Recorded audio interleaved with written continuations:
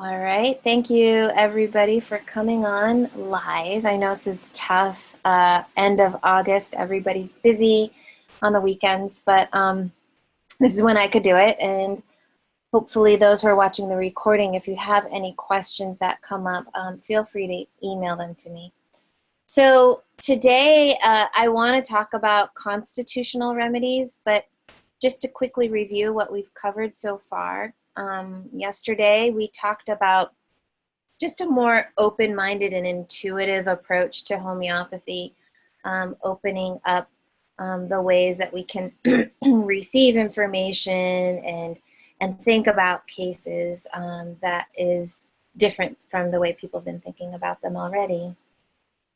Yesterday we talked about using no-sodes and doing drug clears and antibiotic and pharmaceutical clears.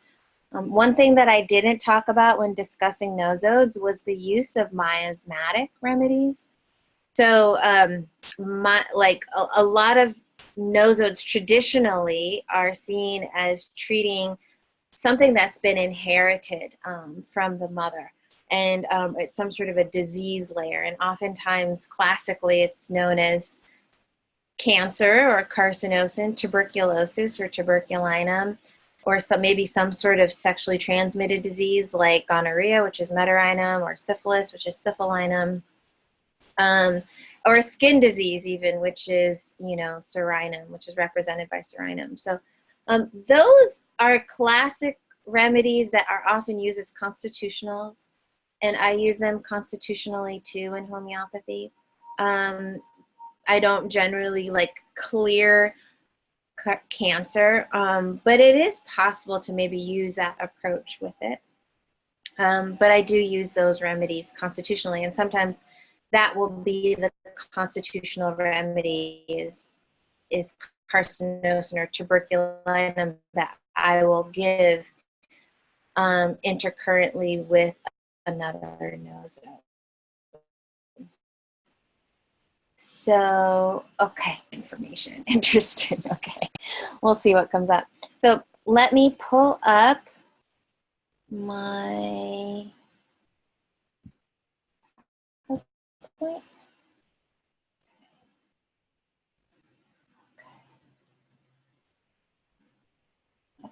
Okay, so, all right. So basically, constitutional remedies are the remedies that treat the whole picture. We're trying to treat the mental, emotional, physical picture of the whole child. In a lot of PANDAS cases, autism cases, I kind of split the groupings of kids up into various groups of remedies.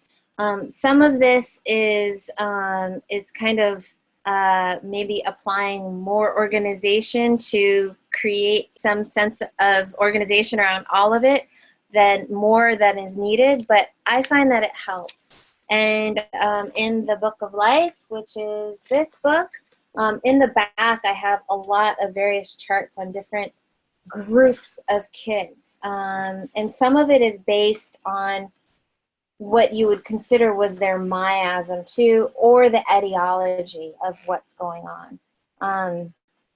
So for example, I have groups of remedies for sad and serious children, for depleted, weaky, and achy children, for highly anxious children,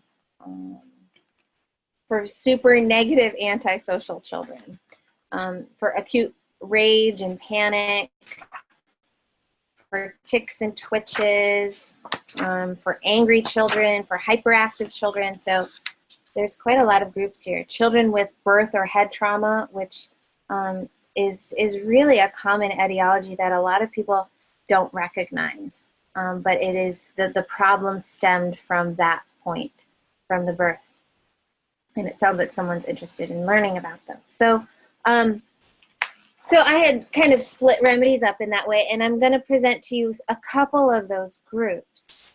So this first group of constitutional remedies, it's often when a kid is in an extreme state, these are the groups of remedies that show up when they're first starting treatment. And it's the state of emergency. Like, I am in such fight or flight and such brain inflammation that it's a do or die situation for my life, you know. And the central nervous system is showing its stress through dilated pupils, pounding migraines, this kind of intense superhuman strength because they're fighting for survival. These, according to Sankaran, this homeopathic guy in India, is known as the acute. He calls that the acute miasm. So when you're really in a real acute state.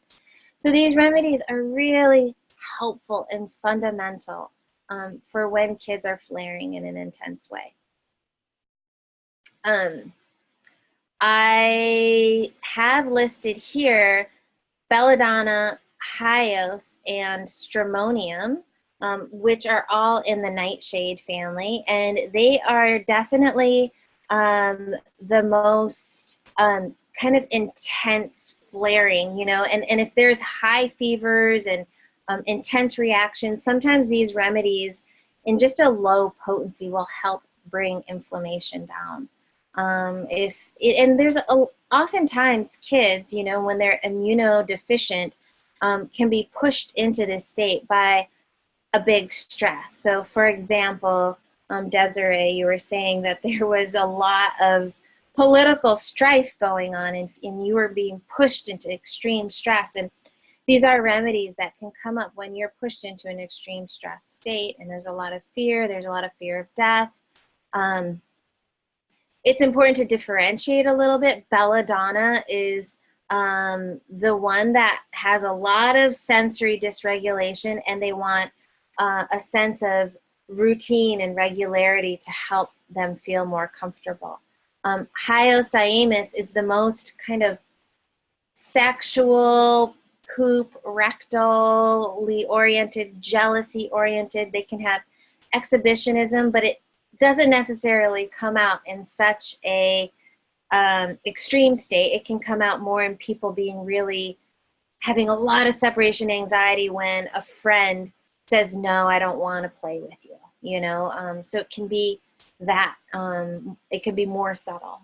And stramonium is the most fearful of those three. It's the most, it's the one where the eyes are really afraid and, you know, big eyes full of fear. When I have seen these cases, there's often been some sort of history of trauma, and the person is still walking around carrying a deep fear that they could die. It's a great remedy for when kids are getting nightmares or night terrors. So they're waking up in the middle of the night screaming. And it's possible that an autistic child could use stramonium from inflammation and they're just wailing and you don't even know what's going on. To put yourself in their shoes and try to imagine it, you know, what you will imagine is a lot of inflammation and a lot of fear for these remedies. There's another group of remedies, opium and morphinum, and remedies from the poppy family. Basically, remedies that have to do with the polarity between numbness and intense pain. So a lot of families maybe have some sort of miasm where there's been a lot of taking a lot of painkillers, or a ton of painkillers were given, or anesthesia was given during birth, and there was this intense birth. And opium and morphinum helps when kids feel kind of numbed out, but then they can have these huge flares at the same time, these huge kind of rages and intense releases. Aconite can be a useful remedy in some cases where there's a lot of PTSD. You know, it's a little bit, it's slightly different. With aconite, it's a panic attack that feels more like in the heart and you need somebody near, and it's a situation that, you know, you think you're going to get through. It's not necessarily as deeply as inflammatory, but it can be. It's a hard thing to necessarily differentiate sometimes with belladonna. Aconite can be a great acute remedy when colds and flus and infections are coming into the body. So aconite can be good for intense situations. I've definitely given aconite constitutionally to kids who also had traumatic births where they were hooked up to lots of, you know, devices and beeping noises. And then parasites. Parasites really can cause deep inflammatory conditions. A lot of kids with deep inflammation that seems to be affecting their vision, even causing partial blindness, seems to be connected to parasites. You know, this is a challenging thing because a lot of kids with parasites then are on seizure medications, and you know, the whole system is just kind of overtaken by the parasites, and then the attempt to kind of push it out, but then that attempt being suppressed. And but parasites, you know, show up as a layer in so many PANDAS and PANS and autism cases, and you'll see that in some of the cases I present. So, and then animal remedies, snakes and spiders. And other animal remedies too can come up with like extreme rage. And, you know, you kind of have to differentiate it by trying to come into the sensation of the child. When the child is flipping out, you want to imagine what it's like to be them in their shoes and how they feel. And does it seem like that they are in this kind of animal state of, you know, trying to act like an animal, to respond like an animal through the instincts and the eyes of an animal? And certainly that can overlap with belladonna and hyos and stramonium. You know, they're not exclusive of each other. So in my book here, I do have a chart on the snakes, and the snakes are really important to know. For a lot of cases, at a deep core level, there's a snake remedy, and we want to treat that core level. Often it can be present in other parts of the family. It can be present in the parents. It can be present in a grandparent, and usually it's this energetic of manipulation or darkness or some sort of sexual perversion, some sort of lying or deceit that is there with the snakes. So it's not always easy to see because sometimes people cover it up really well. But when it's there, when a snake remedy is showing up, it can certainly be an emergency situation because snake remedies can be aggressive.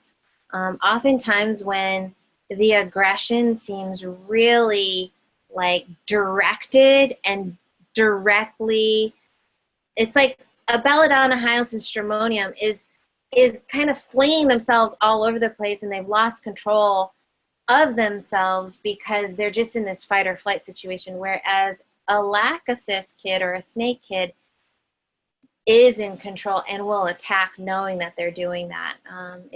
They're still, it's like there's a direction to that attack. You know, they lunge for the throat.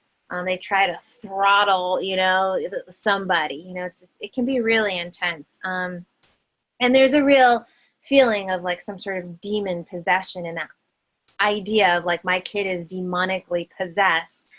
Can certainly be helped by some snake remedies.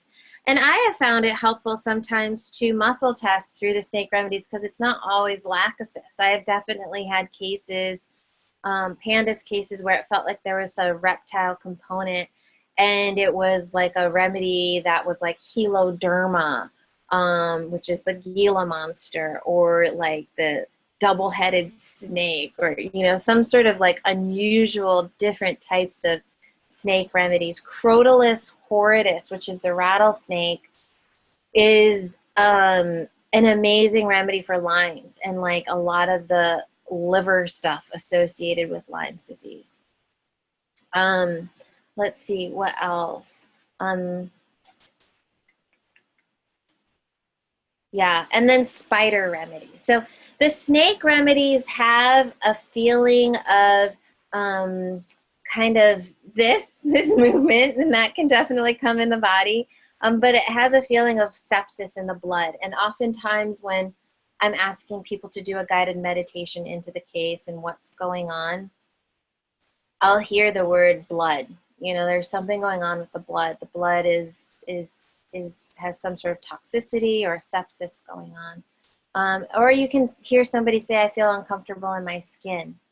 You know, is a very snake kind of keynote way of saying things. So animal remedies, anything else about the snakes? Yeah, that's it. Snakes can be really hot, sweaty, but they can be cold too. And they can often be they can kind of move fast, but they can also be really slow too. So there's that kind of combination of being stagnant and sitting around and sitting on the couch and playing video games, and all of a sudden just like flaring up and like causing havoc in the home and destroying something or threatening someone, and then going back into the bedroom and being kind of reclusive. And I've definitely seen snake remedies overlap with a lot of infectious disease nosodes and a lot of remedies that have to do with the thyroid, so some sort of thyroid dysfunction, chlorum, iodine, bromine, those can come up really strong. Fluoride with the snake remedies. Any questions? All right, Joanne. Let's just see. When it's not clear what to dose, can you give the rage support formula? You know, I created these formulas partly because I was sitting in my office and I was trialing out sending out formulas for complex cases just to see if I could get better results with a formula than I could with a constitutional remedy. In some cases, I was getting super complicated cases, and I could see some really just common remedies across the board. So when I made those formulas, which they're called free child formulas and they're on Source Homeopathy, what I did was I created in my mind the prototypical situation. I pictured this is a child with intense rage and what's going on, and the typical child, and I've probably seen close to 1,000 of these cases, so it was based on, you know, some of just commonalities that I would see. And I would even write out the picture of this child. And then I would ask my heart, okay, well, what will help? What would generally help this child? And I would kind of pull together a formula. And those formulas, I've heard great things with them. But I have to say, like, I always say, like, intuit things. You know, it's just like, if you feel it in your heart, you feel like this is going to help, then go for it. You know, I'd much rather somebody have something that, and I've had that feedback from like the tick remedy that I made. I can't remember completely what I put in it, but I think I put, you know, ignatia and strep and maybe like a low potency belladonna. And I've definitely heard people give that and it helps, you know, so yeah, you know, they are backup remedies. My preference as a homeopath is always to go towards the individualizing and trying to understand the whole picture, and not to rely on formulas. But those formulas are useful. Yeah. Yeah, Desiree said, I have to look into the snake remedies for that being slow and all of a sudden fast and doing something unexpected. Absolutely. There is something to say, too, for the places that you live. Like, I find, you know, I know you're in Sri Lanka, Desiree. Like, I gave a lot of animal remedies to people living in Asia and South America, and like Europeans like do really well with maybe more minerals. It just seems to be kind of like a, you know, a part of like how we mimic our environments. You know, we are so part and parcel of the environments that we're in that we we become the energy of the trees and the land and the animals around us. And so it's useful. It's useful to kind of see what's around you. I had the craziest, I was treating a case of very strong ticks in a girl. I started with scarlatinum. She actually had strong chorea, and that took some edge off. And then I decided to give a spider remedy because the ticks were just so strong. And spider remedies are amazing for ticks. And I gave this spider remedy, and then I went into our Source Homeopathy office, and there was a spider about this big in the center of the window the same night I gave this remedy. And I look outside, I look at the spider, I'm like, I have never seen this spider before. It looked like it had eyes on its back, and it was like shaped like a cube, and it was humongous, and it's still there. And I was like, Ryan, what is that? And we look online and do like this animal ID, and it's the same spider I prescribed.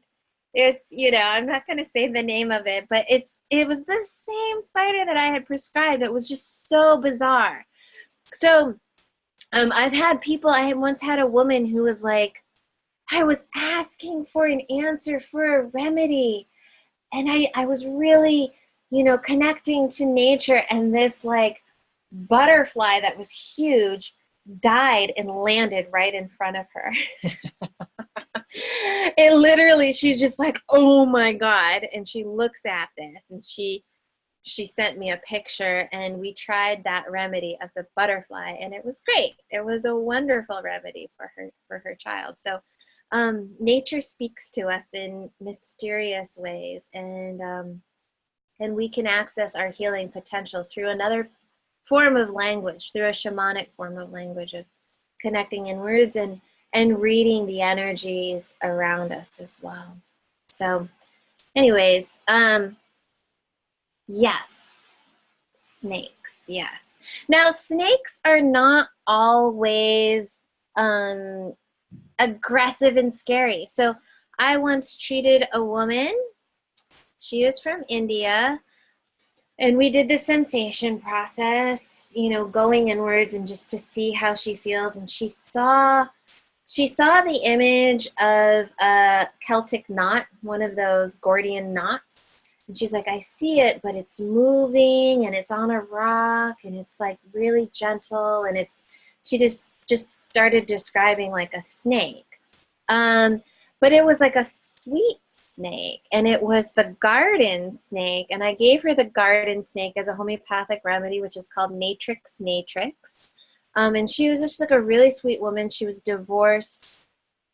She was having trouble standing up to people, standing up to her ex, standing up to people that she was working with and dating, and just basically standing in her power. And this remedy she just came into herself so much stronger. I believe we all have a connection to all the animals, and really these animals can serve us on all these different levels. So coming into your power is a very positive side to the snake remedies. The snakes really representing our life force, you could say. So yeah, Desiree, it doesn't always have to be. And then you can also think about lizards, frogs, you know, those are amphibians, but thinking about that. Yeah, I could see a snake remedy maybe for him. So spiders, let's just see, anything else I want to say about.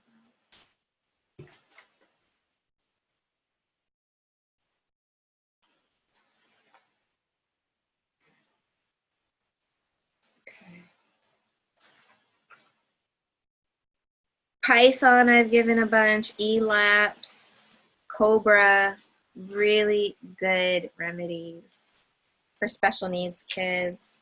And then the spiders are really amazing for, you know, the way that Paul Herskew, who's my homeopathy teacher, describes it is that spider remedies, they have like an internal tempo to them. And the tick is a way of kind of often regulating their nervous system. And spider kids, they like noises on a regular, you know, tapping, or they like music, or they'll headbang, and that type of rhythm helps to regulate their inner tempo, their inner nervous system. Um, you know, music really helps to release the restlessness within their nervous system. So there's so many spider remedies. Obviously, the most well-known one is tarantula. But I've equally given Aranea, Latrodectus, Theridion, Megale, and they're just so important for ticks and twitches. The deep neurological system imbalances. The spider remedies are also known, like snake remedies, of like being capable of that kind of attack nature, and the suddenness, but I haven't seen that a lot in practice. I generally give it to kids when there's just a deep neurological ticky twitchy thing going on, and the behaviors just kind of seem a little bit edgy and on edge and nervous. And I see it a lot with kids who have a tubercular miasmatic picture going on. So there's a weakness in the lungs. Maybe there's a history of smoking in the family, or a history of, you know, lung disease. And then behind that, there's this spider picture. I've definitely seen a lot of kids have like big head swellings and brain swellings who need spider remedies. And these kids can also be kind of social connecting out there, you know, sensory sensitive, liking to kind of bounce around on things. Let's see, what else? And spider remedies can come up when there's a history of punctures. You know, they seem to be helpful for punctures. Laura writes, what is it when they puncture, lumbar punctures, that type of puncture wound. Laura says, so new to all of homeopathy, but I've been thinking about it all the time. Turtle came to me one morning when I walked outside, and the neighbor kids were yelling and so excited there was a turtle in their yard. And I was like, that seems so connected, but I couldn't find any good info about animal remedies online. Yeah, that can be the challenge, is that the information in the provings are, they're either, you know, in a book that a homeopath has, or they're on an online resource that's kind of password protected. I will send out a website of, Jan Scholten started a website that has all the provings informations of like everything out there. But there is a turtle remedy, and I have given it before. It was a case of autism with PANDAS features. Gave a lot of the strep remedy, gave a lot of lachesis. This child was attacked mother all the time, would attack her while she was driving. There was a lot of fear in the case, and it helped. All the attack came down, and then the child ended up being kind of more in this slow state where she was just kind of methodical and would hold on to things, and then sometimes, you know, snap and like be really irritable towards the mother. And I'm trying to remember how turtle came up. I think it came up through the sensation process of the way that she was moving and so slow, and we gave turtle, and it really helped. So some of that, you know, at least the listing, you know, what's interesting too to remember is that the animal remedies are going to be listed under their Latin names, you know. So the common house spider is not listed under common house spider. It's listed under Acaranea tepidarium, you know. Scorpion is listed under Androctonus,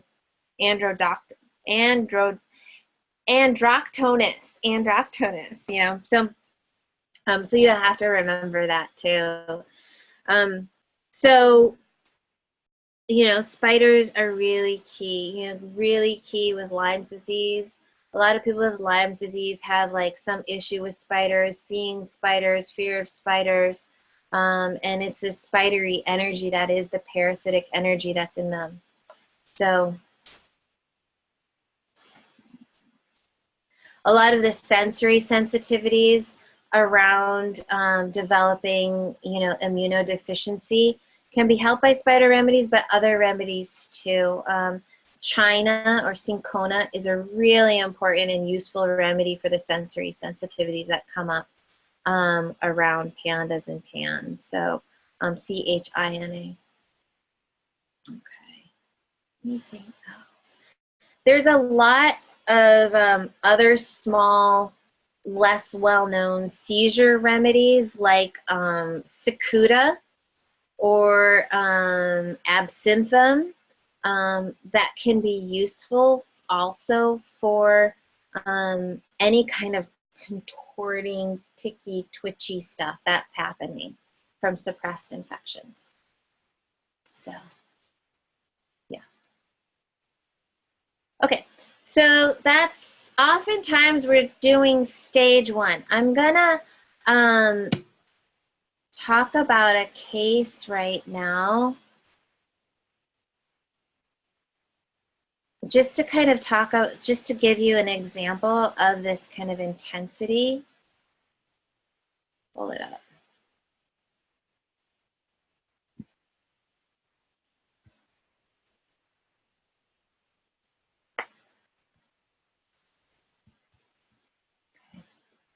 And I'll email these out again. I know that I just kind of added these in last minute. So this was a 8-year-old boy with autism, PANDAS. Some parents, you know, will say, my kid has PANDAS. When they have autism, they'll still say they have PANDAS, and I think that's fine. I don't think this mom had an official diagnosis. She just, you know, felt like her child had PANDAS.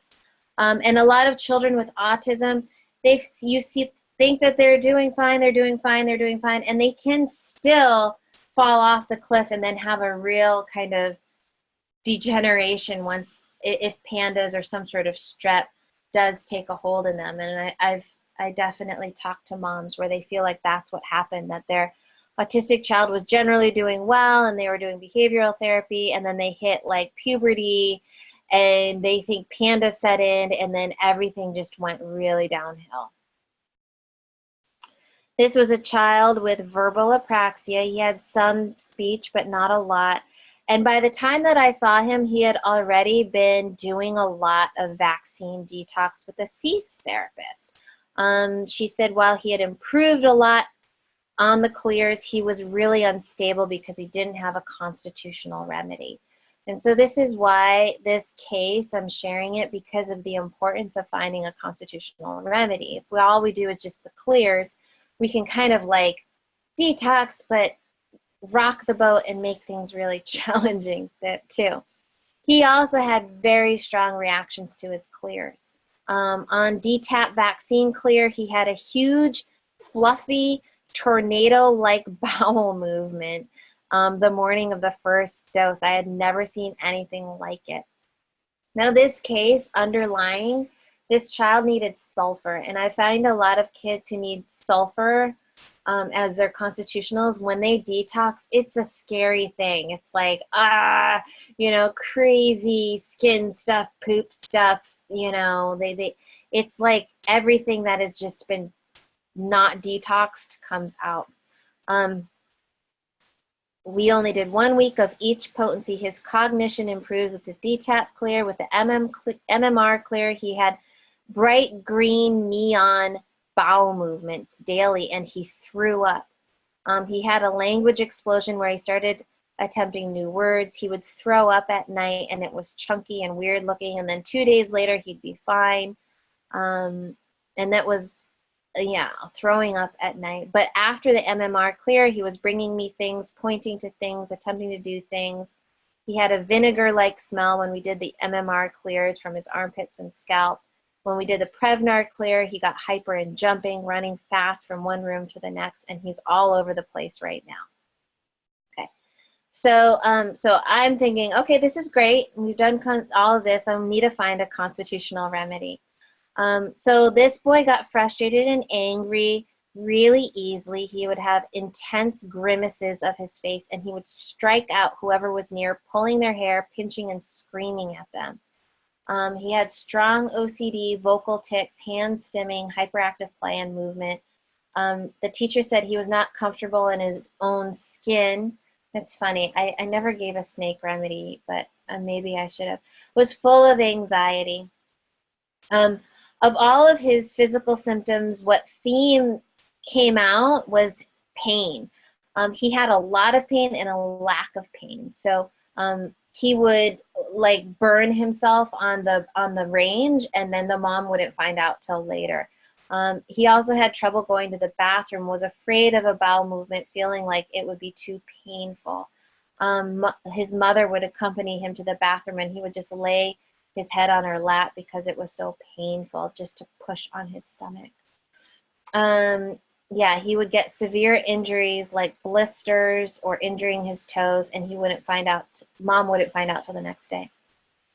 So this combination of being kind of aggressive and intense, and then the lack of the pain, I gave morphine.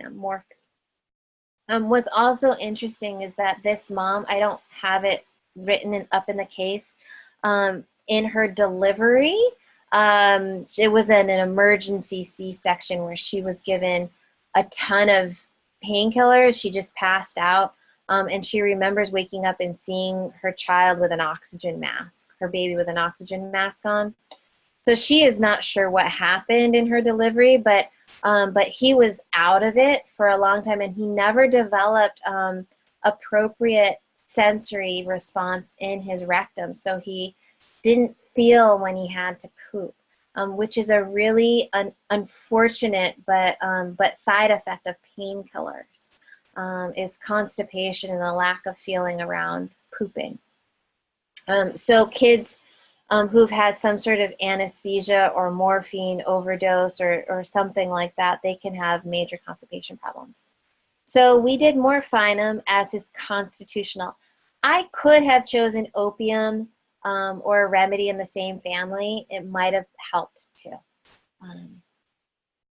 Okay, after the morphinum, he had great cognitive and behavioral improvements. He was happy and less aggressive, and he would still get frustrated. He started going to the bathroom on his own for the first time, and his bowel movements normalized, which is pretty amazing. It's amazing basically that he's 8 years old and his whole life he couldn't have a happy and normal bowel movement, and one remedy gave that to him. You know, and that's just, it's really a miracle when these things happen. Issues that remained for him was verbal stimming, OCD, sensory seeking, running into things, scattering books. We continued the morphinum as a constitutional. He stopped getting aggressive. He learned to count. He learned his ABCs. He made significant progress. So then I decided to do more vaccine clears, to stick to the constitutional, add more vaccine clears. We did the influenza vaccine, and then everybody got sick. And then after everybody got sick, he just started getting aggressive again, but in a different way. He was pinching, hitting, and scratching, and he started wanting to eat nonstop. That group of symptoms, what is that from? When the kid is starting to hit, scratch, pinch, and eat nonstop, or have some sort of appetite issues. What do you guys think?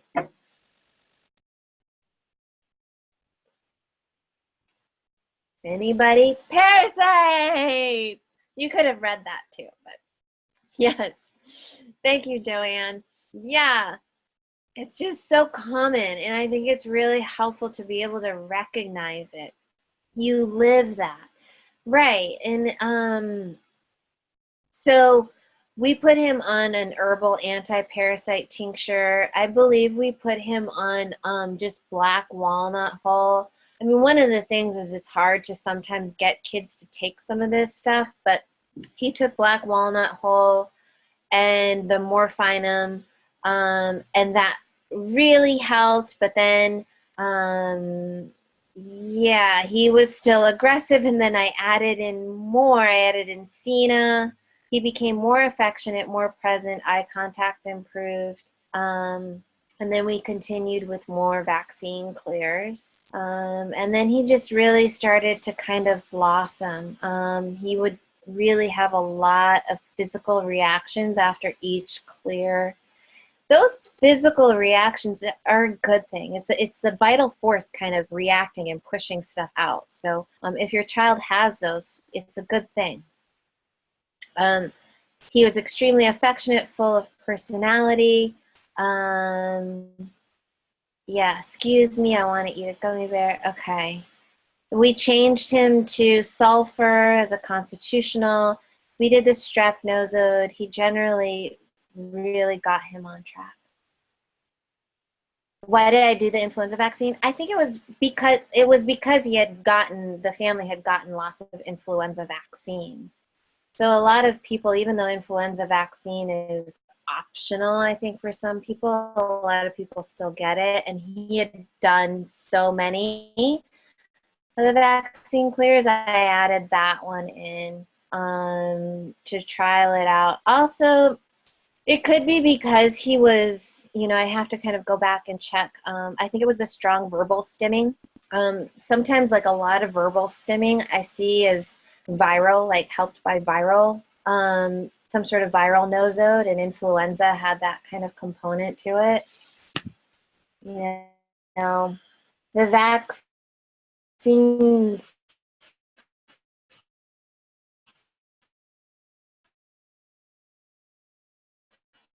measles, mumps, rubella, they're all viruses, right? So it was mostly just because of that.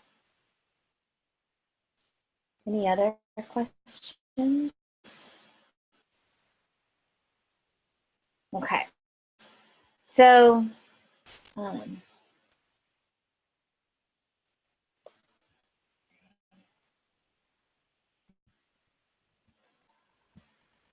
so that's my example of, first stage constitutional remedy, him needing something. He needed more morphinum and something to help him with the intensity. And then the second stage in a lot of cases is emotional suppression or some form of suppression, this feeling of like holding it all in, being like really, not expressing. We talked a lot about this yesterday.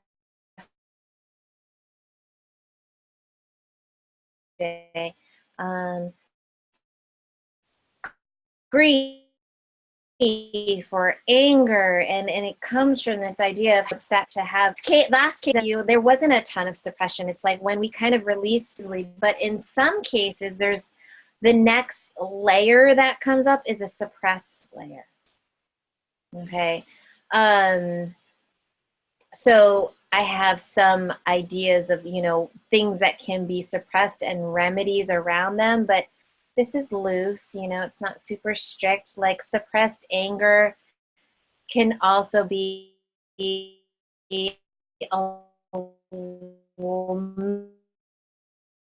more remedies than what's listed here. These are just kind of overall ideas of suppression. And so much of the PANDAS, the neurotypical kind of kids who kind of fall into a PANDAS picture, are at this place of like they've held in a lot through being perfectionistic, and they need this suppression released, and sometimes they go into kind of like a belladonna acute, but mostly constitutionally they are in this suppressed place. Oh, the sound is coming in and out. Oh, internet connections. I'm sorry, y'all. we'll just kind of cross our fingers, okay? So suppressed nervous system symptoms is pretty much, I feel like tics and twitches and seizures is a suppressed nervous system thing, like, you know, a stimming and you know, repetitive behaviors. It's when, like, on some level there's something suppressed in our nervous system. I feel like it's such a, like, a huge generalization, but it also seems like a lot of these emotions, they get suppressed deep within us and held deep in our core, and that's kind of at a nervous system level, and either it's going to erupt into something massive like a seizure or a meltdown, or it's going to turn into a cancer. You know, it's going to kind of morph into something else, and or it's going to morph into some sort of, like, feeling of like there's something out to get you. So, so for example here, yeah, suppressed immune system. There's a very big generalization, but a sick anymore because they've gotten too much antibiotics or they've held it all in.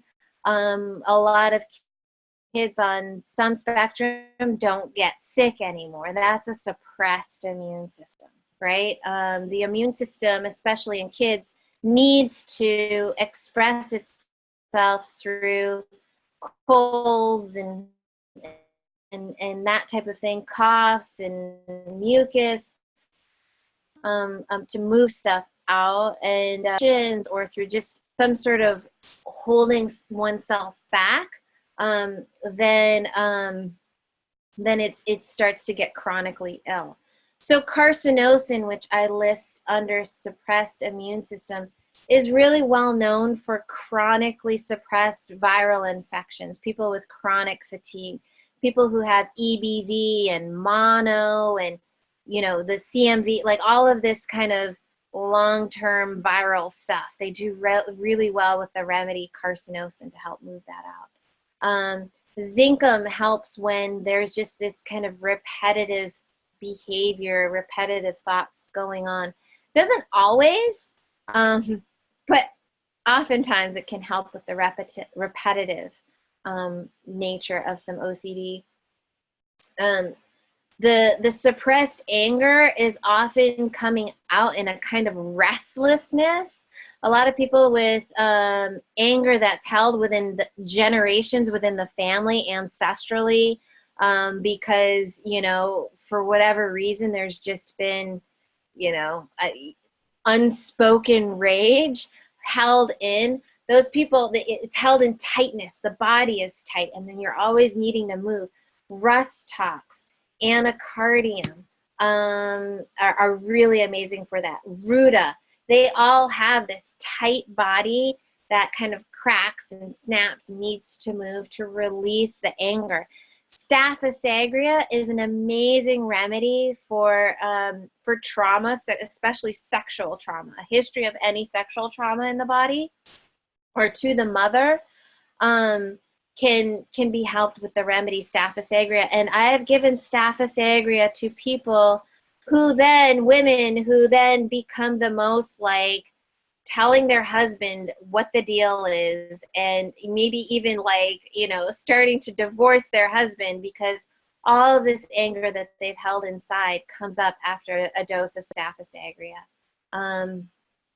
Carcinosin, I could list in all of these categories simply because it is the most common remedy for suppressed stuff. It is the most it's the number one remedy that we sell at Source Homeopathy, and probably most homeopaths use it a lot.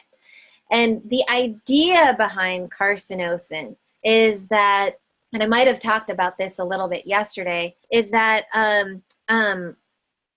you know, I'm trying to meet all the demands of people, everybody around me. I'm meeting the expectations of and trying to be perfect, and I'm juggling so many balls that I forget, like, who I am and what it is and what my needs are, and I don't express myself, and I don't learn to say no to these things. I don't, And those people start to develop an over codependence and over like they feel like they need all of these things.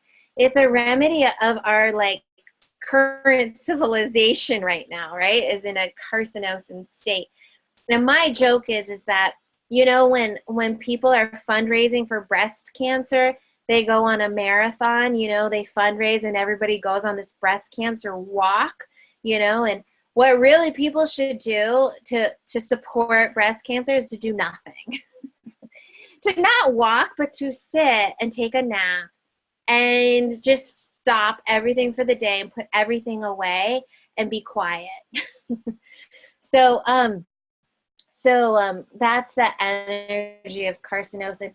Oftentimes, carcinosin is the best remedy for bringing on a fever response that's been suppressed by too much Tylenol, you know, or there's been too many antibiotics and there's no good immune response. So carcinosin is really an important and useful remedy for that. Suppressed grief, I think I spoke about a bit yesterday. It's just so common for people not to process their grief correctly, have a breakup, have somebody die and hold it in.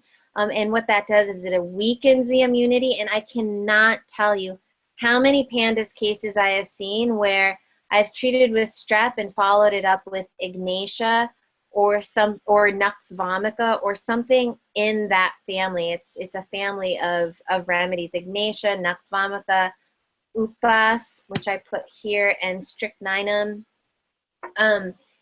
all to really help with releasing this kind of pent up, numbed out grief, you know, where we don't cry when we should, but maybe we cry and you know, when we're watching a commercial, but not crying when something truly bad happens. Or, you know, so many of these cases of kids, they get hysterical and contradictory when things don't go their way because they want things to go a certain way and they're not, and they're crying. And I'll share a case actually on that. So Ignatia is the remedy that I give to moms the most. You know, so many moms with some sort of history of emotional trauma from, you know, their child. Ignatia really helps to come back into the heart, come back into the feeling emotions. Aconite can be a really useful remedy for the PTSD for moms if they've been through a lot of emergency situations.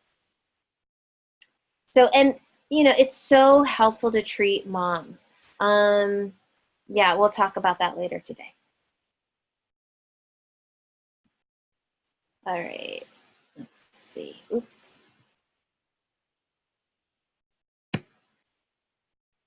Nux vomica is very similar to Ignatia, huge remedy for tics, twitches, uptight people who are kind of go, go, go, do, have a task list, you know, perfectionistic kids. If they don't get things their way, they flip out, really demanding, tends to be their nervous system's just on edge.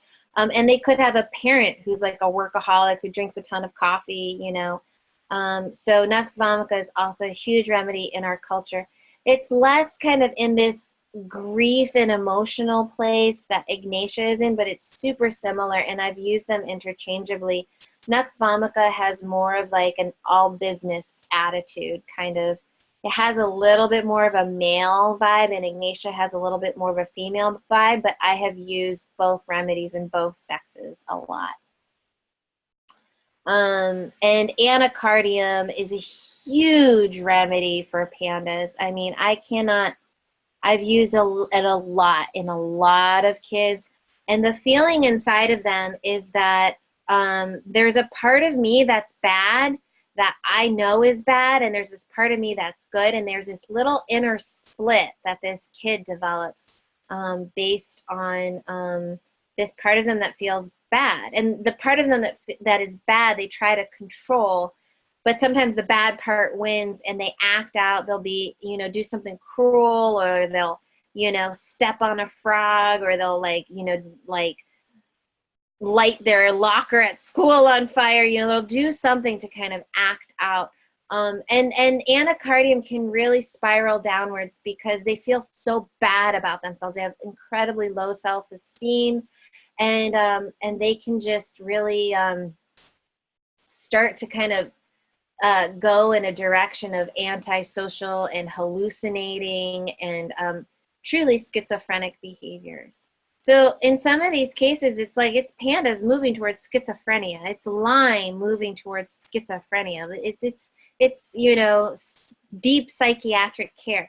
And when you give the homeopathy, you're preventing that child a deep psychiatric diagnosis potentially.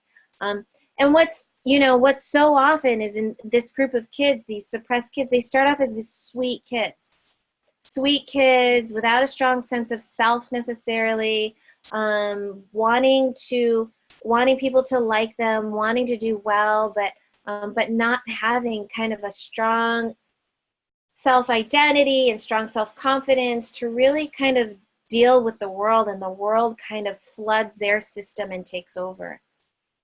Does that make sense? Thuya, which is on this list here, Thuya is huge. So Thuya is the remedy of the conifer tree, and it's well known as the remedy for helping to prevent vaccine damage. So you give 30 Thuya, 30C, the day that a child gets a vaccine, and maybe the day after, or the day after that, to help the body say, I'm strong, internally strong, I'm going to push out and deal with and respond to this vaccine appropriately, right? When a child needs a Thuya state, the feeling inside of them is that I feel weak, I feel vulnerable, I feel, I have like not a strong sense of who I am. I feel even disconnected from who I am, cut off from who I am. I feel fragile. There's a sense of like just uncertainty, and then this desire to put up a front, like this is how I'm supposed to be. I'm supposed to be strong and tough, or I'm supposed to look like this. And so many teenagers get these messages of, you know, through media, this is how you're supposed to be. This is how you're supposed to present in life. And then they lose touch with themselves, and they take all this information in, and it weakens the immunity. So Thuya is an amazing remedy for clearing viral infections, and giving the child a stronger sense of self, and it's huge in pandas too.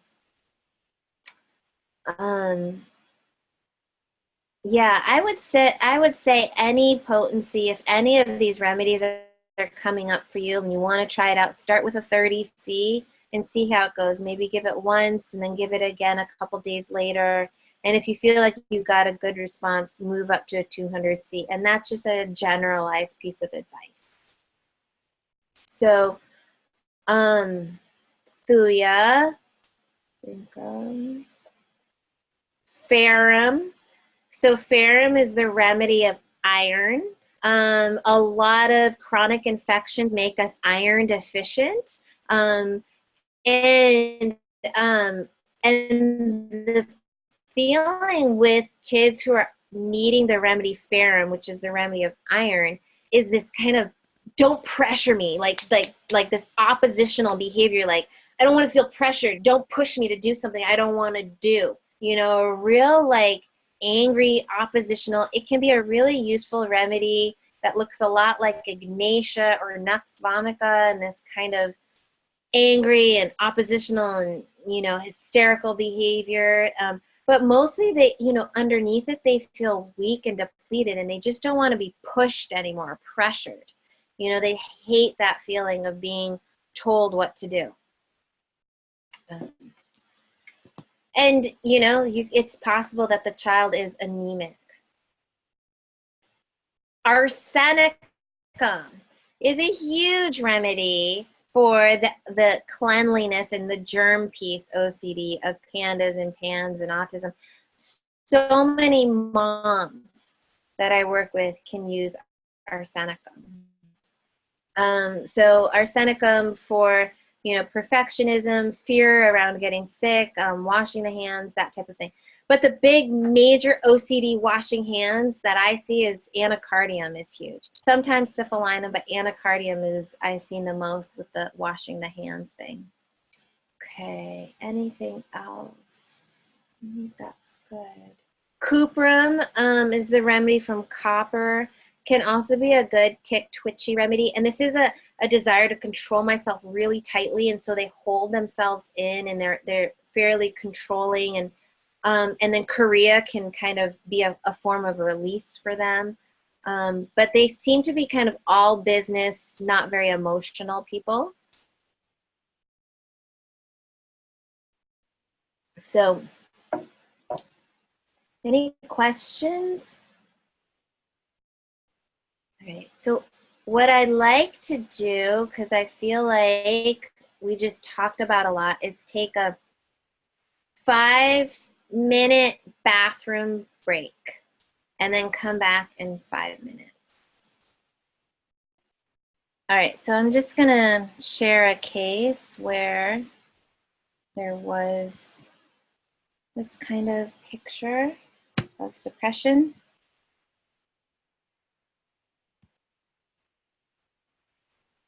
Okay.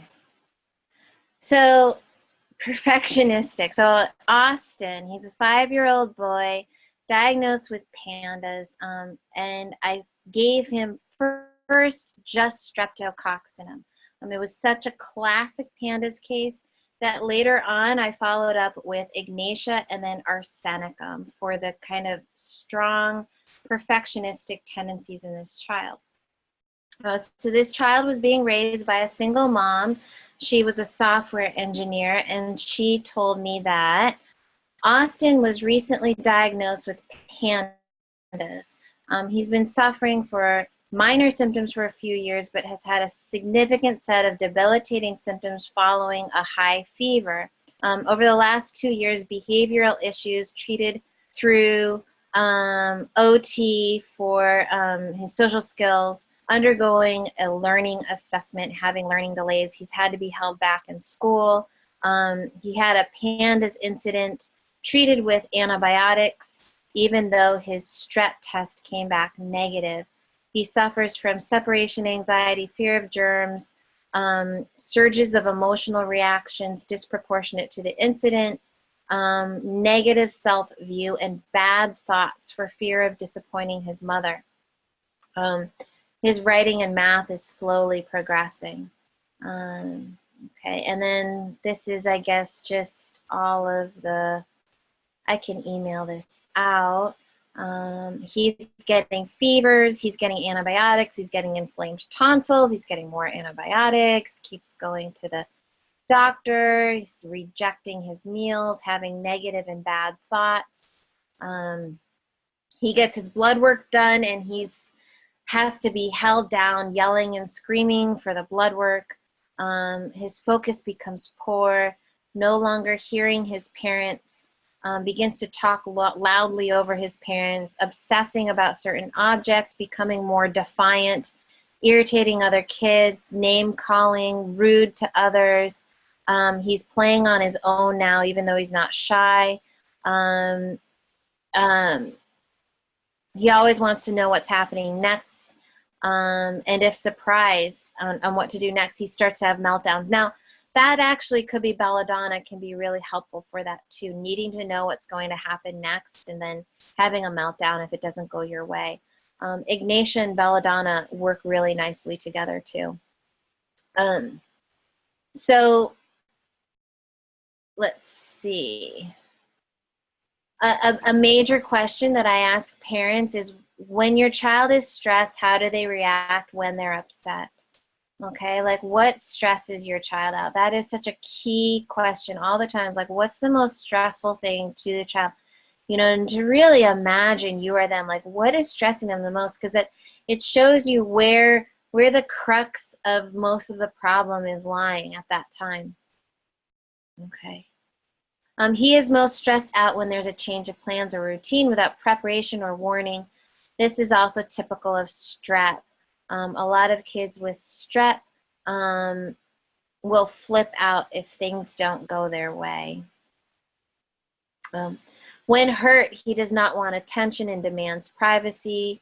Often kids who were social and positive kids start to isolate themselves and feel bad about themselves, have negative feelings towards themselves.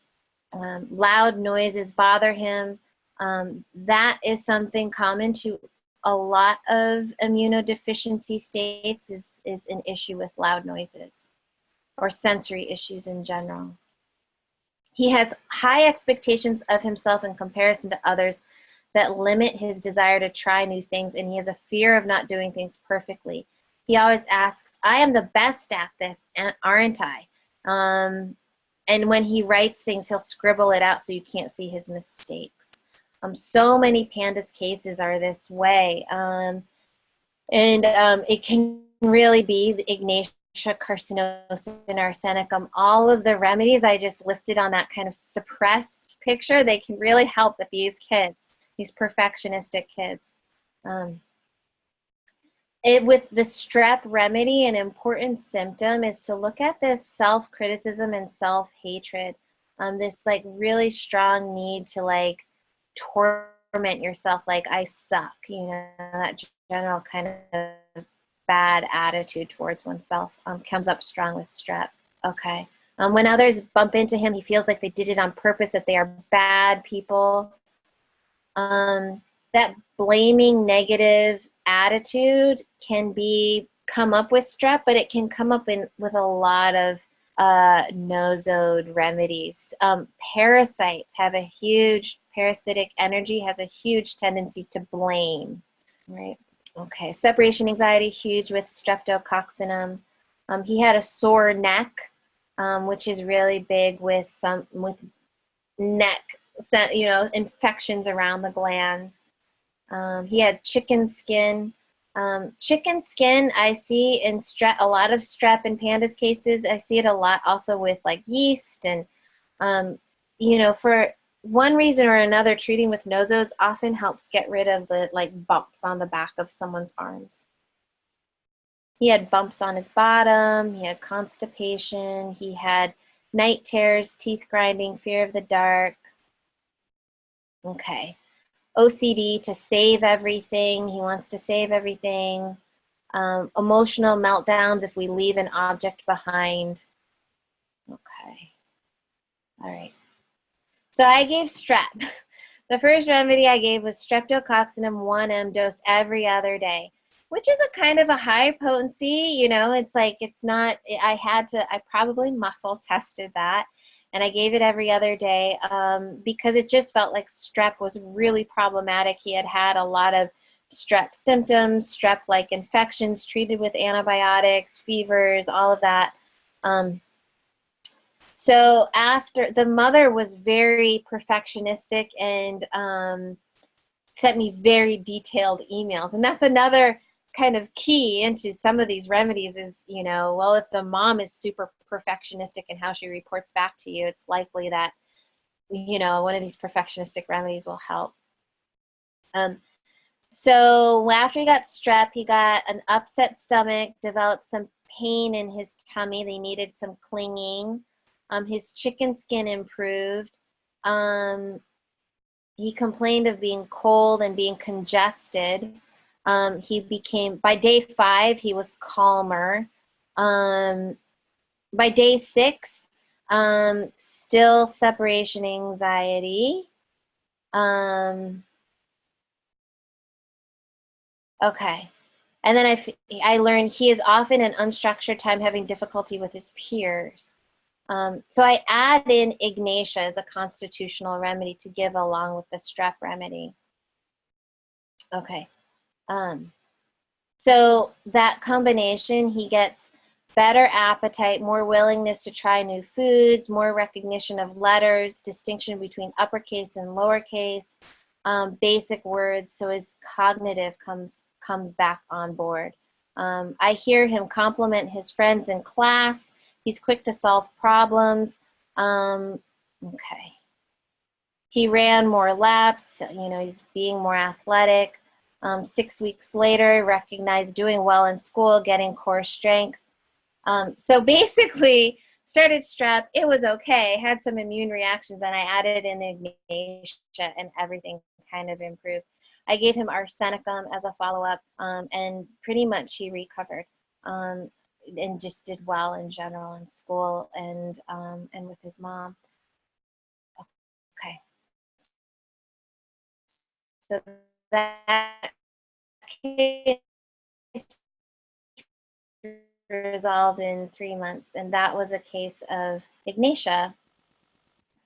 Any questions?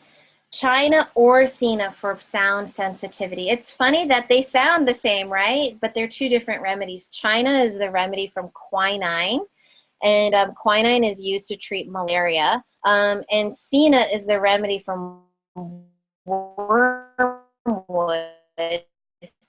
Malaria are similar. You know, malaria is like a protozoal kind of parasite that cycles. And Sina is kind of maybe more known for like worms, like helminths, like the like pinworms and such. But both of them I've seen help sound sensitivity. And there are other remedies that will help sound sensitivity too. I could probably put sound sensitivity.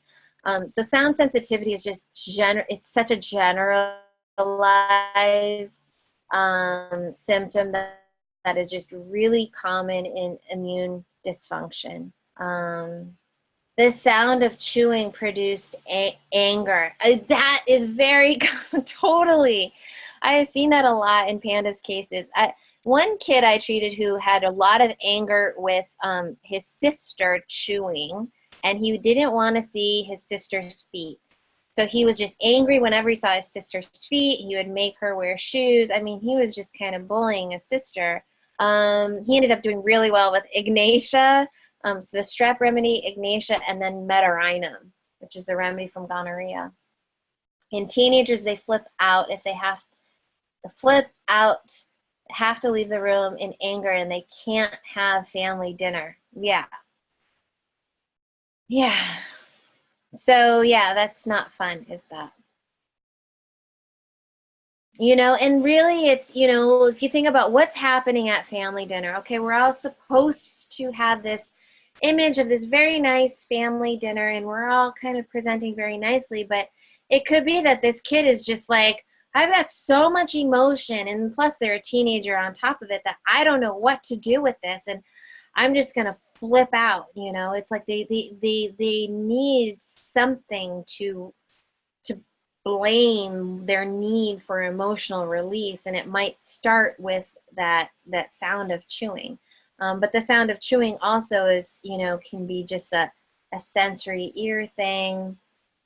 The strep remedy, Ignatia, Sina, a lot of these remedies would help with that. Yeah, your daughter had the same issues with her brother's feet. Yeah, I mean, the number of OCDs, there's so many, you know. It can be around, you know, how you change the sheets on your bed, how you wash your hands, how you do your homework, you know, erasing your homework and doing it 10 times over. I mean, nowadays we live in a society that really enhances our tendencies towards OCD through, you know, fear of germs and fear of doing things wrong. And I would say that kind of like, I'm getting angry because of something unreasonable. Like, it's reasonable to be barefoot in your house, and to force somebody to wear shoes because you can't handle it is a form of control, right? You're trying to kind of exert some control over your sibling, and that's not healthy. Let's just say that's not healthy. And what do you do? How do you disengage that type of patterning in behavior? And usually it's through releasing some form of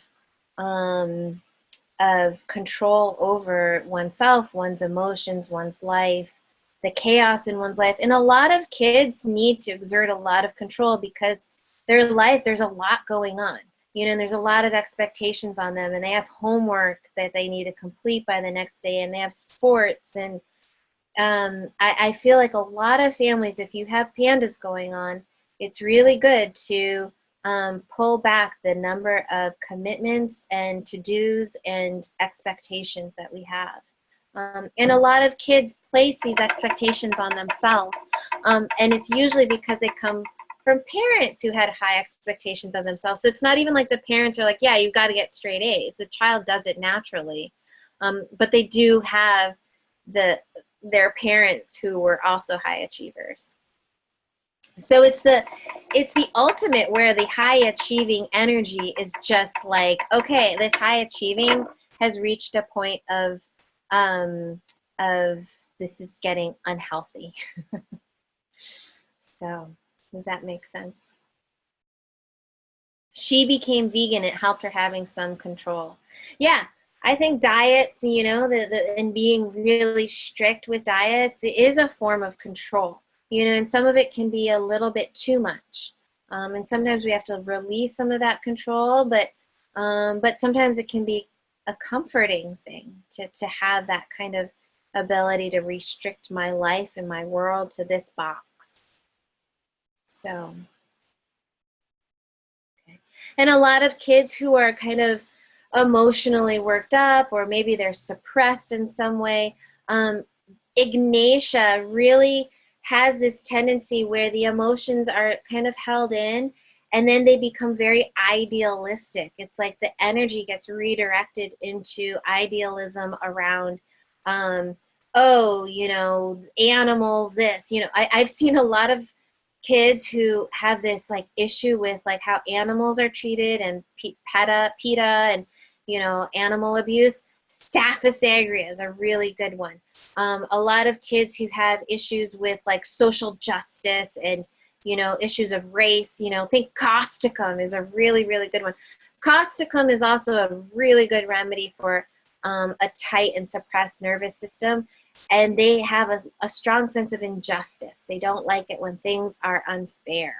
And then Ignatia gets really, you know, they're really perfectionistic and they want to be, you know, class president and, you know, get straight A's and get the great SAT score. And then when their boyfriend dumps them, it's like the end of the world because they just didn't, you know, expect somebody would dump me, you know.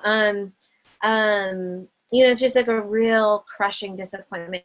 Or they've had a lot of crushing disappointments already. Their parents are divorced, you know, and then so they channel a lot of their energy towards high achievements, you know, because deep down inside they're sad and there's some need to kind of to not be in that sad place. They kind of redirect themselves to high achievement. So, does that all make sense? So much could be said. I could spend 2 hours talking about just one of these remedies. So,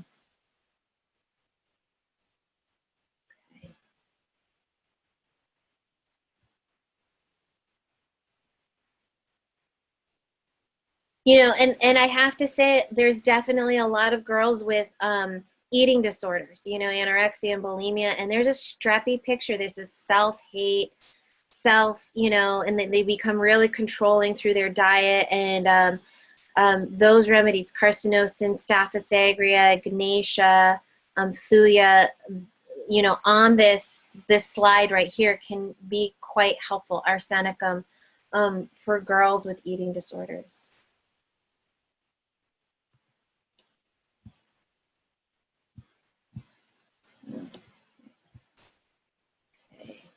All right, so another group of remedies that kind of I've clumped together.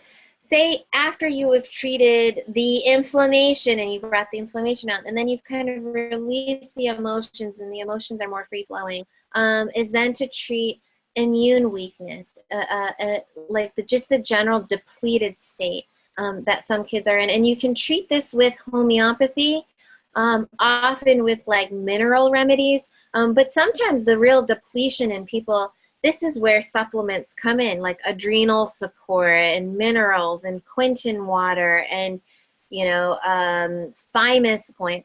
gland. Homeopathic glandulars. There's homeopathic thymus gland and thyroid gland and adrenal gland that can be given. There are cell salts that can be given, chemotherapies, things to kind of build the body back up, and herbs. You know, Chinese herbs are amazing for restoring function and building the body back up again. But some of these, in homeopathy, some of these mineral remedies, like some of these minerals like calc carb and natmur and calicarb and silica, and I put thuya in there because thuya is well known for kind of weakness and fragility too. They just, you know, there's a tendency towards being, having just kind of a weak immune system to begin with. Like calc carb kids, they generally can have like a little bit of a slower metabolism and tend to get sicker more often or have these long-term illnesses because their body just isn't strong enough or secure enough to kind of push through infections. These deficiency state, and this is a lot of people, you know, like a good chunk of people out there are operating in deficiency states. You want to be at home. You want safety and rules. You want kind of a slow pace where you have expectations. You want jobs where you're not going to be overly challenged too much. And a lot of kids with weakened immunity at some core level need a remedy like this. Calicarb is a remedy for when you've had a lot of infections or coughs or asthma or bronchitis or pneumonia or colds, and you've just become really insecure and you want to stay at home and you become kind of a little bit black and white. This is how things are because the world is a scary place and the rules help define how the world is, you know. Calc carb and calicarb are really similar. So calc carb is really insecure. Calc carb is the one amazing remedy to give when kids are starting off at school and there's rules and you're supposed to put things in here and the teacher is watching you and kids are watching you and you're afraid you're doing it all wrong and are people gonna like me, and you know, all of that insecure, timid, shielding, fear of being observed, fear of taking tests, you know, am I going to do this wrong? Also can be perfectionistic and anxious. Calc carb. Natmur, really, really common remedy underlying grief and shut down emotions. Quiet kids who are classically introverted, who are sensitive and they don't want to open up too much for fear of being hurt. And then silica. Silica is just a really great, important, wonderful remedy for boosting the internal strength, the core, the structure of a child. And so people who need silica, they just want people around them to be happy and harmonious, and they'll let other people decide on things and they'll go with it, and silica really helps them kind of be stronger in themselves. Similar to thuya, actually. So I won't kind of go into a case on this, but a lot of kind of more constitutional cases, it's like after I've treated like a lot of the flares and a lot of the emotions, you get to this stage, and this is where you're kind of giving more like just constitutional remedies for a longer period of time. Okay. Or alternately, you can also treat deeper levels of dysfunction. So treating on the miasmatic levels, which I kind of talked about a little bit in the beginning of this class. You know, you may have cleared out, you know, the acute strep picture, and you've dealt with the emotions, and underlying it, there's just a deep, an inherited picture that you get from the ancestry, mother or father or grandparents. A lot of kids really mirror their grandparents too, you know, and I think it's really important to try and see, okay, what's going on with my kid, and is this something similar that could be going on in my family in other ways too, and to kind of put those pieces together. Tuberculinum, huge remedy for immunodeficiency. I can't tell you how many cases I treat with tuberculinum at a core level. Tuberculosis is the most deadly infectious disease in human history. It's been on the planet for as long as we've found cavemen who have tuberculosis, you know, stuff going on. Tuberculosis is just still kills many people worldwide. Interestingly, it's not like super active and present in the United States, but at one point it was.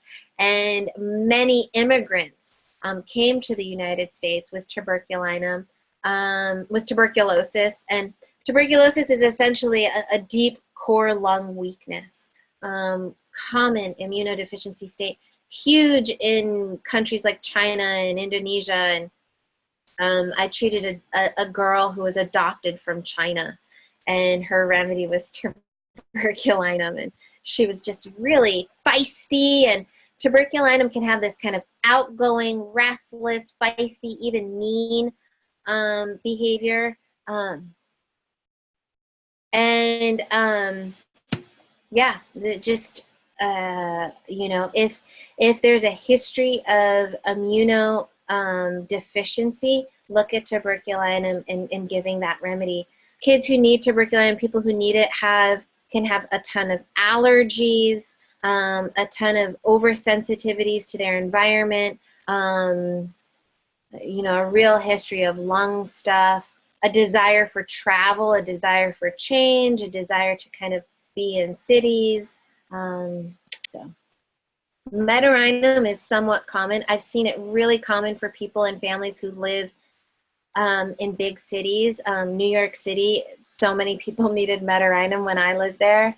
You know, it's a remedy from gonorrhea, and it can look like a real big, ragey, red hot energy, kind of, the infections are kind of thick and suppurating and gunky, and but they have a lot of energy to them. These kids are kind of big in their capacity to kind of bring forth a very sensory experience into the world.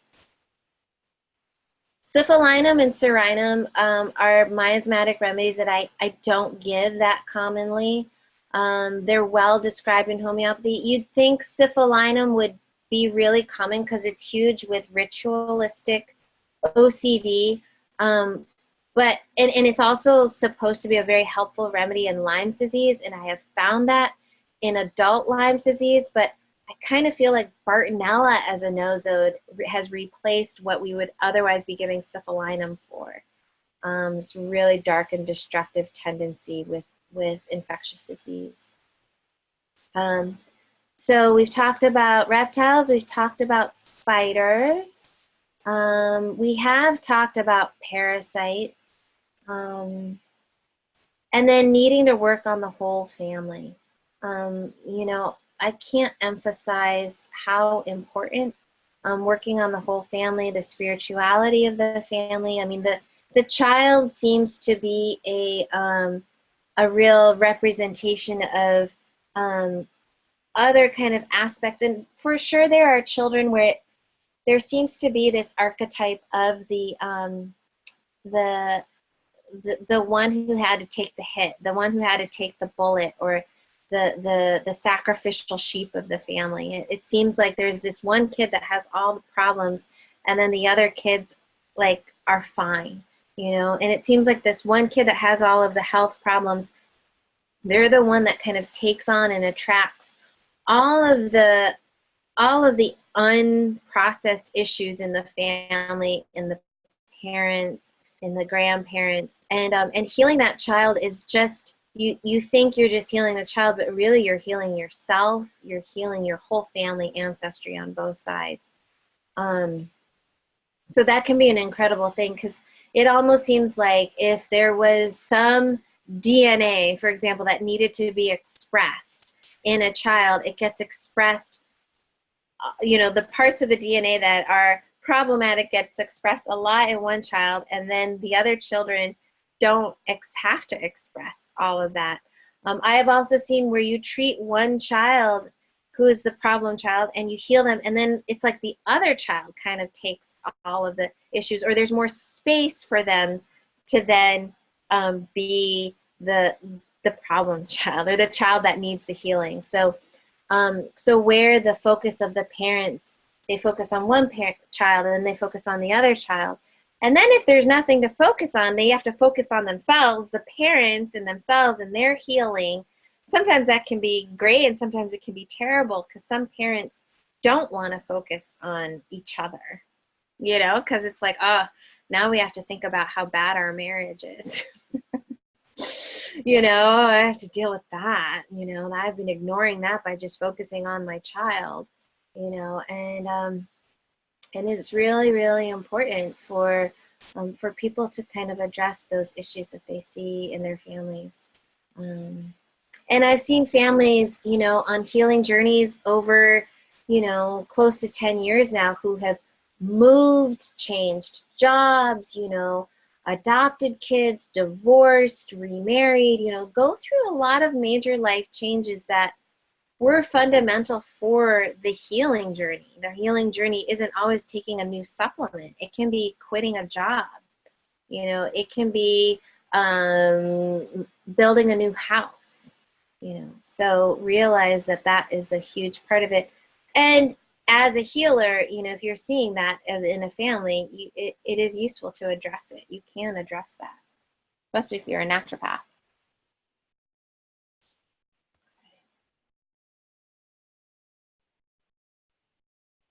Okay.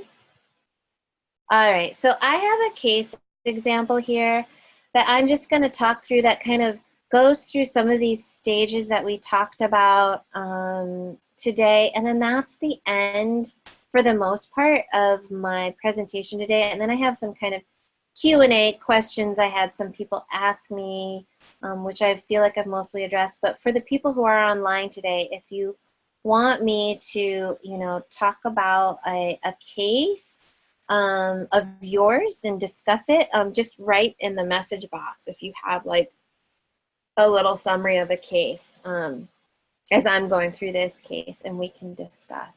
And if you have to go, that's fine, because I know, Desiree, you're in Sri Lanka. So okay, so this case example, this is a 10-year-old boy. Oops, sorry, there we go. This is a 10-year-old boy. He has a diagnosis of PDD, NOS, PANDAS, seizures, asthma, and multiple food allergies. He has a diagnosis of Chiari malformation, which is a structural defect in part of his brain, where the brain is essentially being pushed out the bottom of the skull. The inflammation is so bad that the brain starts to basically be pressured downwards. So he has fight or flight. Okay. And he has a lot of layers. He has high fevers, history of 105-degree high fevers, even with courses of antibiotics, tons of infections, history of positive strep tests. He was not verbal till 2.5 years old, but he's verbal at the time that I see him. His behavior, he has rages and tantrums. The rage started especially after his younger brother is born. He hits himself, throws himself on the floor, no control over his impulses. His rages are frighteningly violent. He becomes red-faced, stomps around, fists are clenched, superhuman, fears about death, about bad things, stuck in repetitive behaviors, stuck on his video games, changes in personality when the strep infection flares,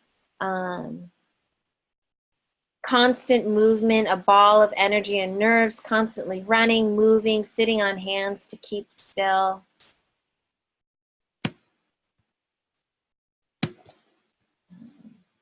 He has light sensitivity, he's leaking urine.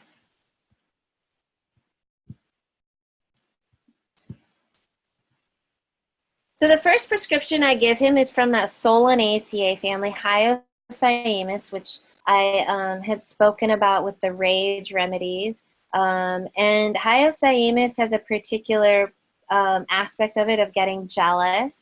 It's kind of an instinctual type of jealousy, like somebody's taking the person who takes care of me away. He was getting kind of aggressive and violent to his younger sibling. And Hyos is an amazing remedy for sibling jealousy on an intense level like that. It's also wonderful for chorea, brain inflammation, fight or flight, stool symptoms. And so he did really well. Mom was surprised at how well the remedy worked. He went back to school. He became focused. He wasn't arguing. He was initiating play. He was physically healthier, having less fevers. So then his progress installed. His progress plateaued and stalled. We tried 30C, moved to 200C. And so I had to step back. He wasn't raging as much. His prominent behaviors being oppositional and argumentative. Everything is difficult to him. A lot of anxieties and nighttime fears have come back. He had a lot of separation anxiety. I thought Hyos was this great remedy, but it wasn't working. I knew how much strep had been an issue. So at that point, I gave the strep nosode. After the strep nosode, he's less defiant and aggressive, fewer tics, and is less argumentative. However, the emotional suppression piece starts coming out. He's exploding with emotion. He's crying about everything. He's devastated when he doesn't do something right, and he's hard on himself. He has to have things just right or he'll be upset. He'll come home and say his teacher hurt his feelings and he wants his dad, who was a cop, to put her into jail. He gets very distraught with little things when they're not perfect. If I can't do this thing this way, I'll never do it again. Overwhelmed by the weight of responsibility and his need for perfection. He'll say his mother hurt his heart, or you broke my heart in two. He'll flip out when kids break rules and look really sad. So this is an interesting place. He's moved away from the wild, ragey, lack of inhibition, the jealousy that we want to give Hyos. His state has changed. His constitutional state has changed. Strep, I know, has helped him. But he's getting all these pent-up emotions. So I basically changed him to a new constitutional remedy, which is Ignatia. So he takes Ignatia intercurrently interspersed with the strep nosode. And despite the fact that Ignatia covers his symptoms, strep is helpful. I'm not ready to drop it. And 6 to 8 months later, he's doing really well. They go back to the pediatrician, and he doesn't fit the Chiari malformation anymore. The brain inflammation has gone down, right? He doesn't even meet the criteria for autism anymore. His diagnosis changes to encephalopathy. So he retains some tics, occasional absent seizures, but is doing well. His ATEC score drops to 9, from 26 to 9. His main complaints are ADHD, anxiety, and OCD. He's got good eye contact. Now this kid, a lot of kids, when they're moving along the healing curve, they move towards an ADHD picture. It's just really common. So we continue with strep, Ignatia, and Hyos. Eventually we move towards shifting from kind of the Hyos picture to the belladonna picture when it seems like he's getting a little bit inflamed, and carcinosin for the any kind of suppressed emotions. After a year, he's calmer, he's doing great. And then that kind of weak, that stage 3 set of remedies I was talking about for the weakness and deficiency, I give him eventually constitutional remedies of calcarea silicata and natrum muriaticum for just overall insecurities around, life, people, connecting, and he does really well. Other things help him. His mother became a homeopath, so she really figured stuff out, and she also learned to specialize in therapy and essential oils, and she did use the neuroprotect and some good supplements. So, so it wasn't just homeopathy, but was a really wonderful case that really showed the 3 stages of going through, you know, dealing with the intense inflammation and the strep, and then the emotional release and the emotional suppression and releasing that, and then going and moving towards where he was deficient. So that's it. Let's see, anything else? So I have I have a slide here on support therapies, which I was just talking about. This other mom did undas, gemos, flower essences. The only pharmaceutical that I really tend to be in support of is when it's an anti-parasitic one. Energy medicine can be really helpful too. I wrote energetic entity removal. Sometimes we work on everything physical and there feels like there's something on an energy level affecting the child, and people who do energy medicine or Reiki can be really wonderful for that. Various, you know, supplemental supports and empowering moms like I'm trying to do with you guys today. So what's the hardest thing that I have to deal with in case management? With PANDAS and PANS, for me, the hardest thing is residual tics. I could get the kid to where they're happy and engaging in the world and, you know, being a part of, you know, society and deciding, oh, this is my purpose in life, or this is what I want to do, or I want to become a chef, and but they still have a residual tic. They still have, like, you know, everything's gotten better, but they still need to kind of move their arm like this, or their nose twitches, or their eyes, or they still have like a little vocal tic. And that's challenging. And sometimes homeopathy will continue to help with that. But sometimes energy medicine, cranial sacral, biofeedback, different forms of therapy can help with that too. The homeopathy piece tends to kind of help recover the immune system, so that not as many things, you know, the child is strengthened, but that residual tic feels like a wrinkle in their energy system that just, it stays kind of like, it's like there's still a wrinkle there. It's their Achilles heel. Speech development is really hard to work on. I've definitely given remedies where speech has come about. I've shared some of those cases with you today. But it seems like if speech wasn't kind of coming on board at a certain age, it's hard to bring it back at a later age. And so that's a really challenging thing with homeopathy.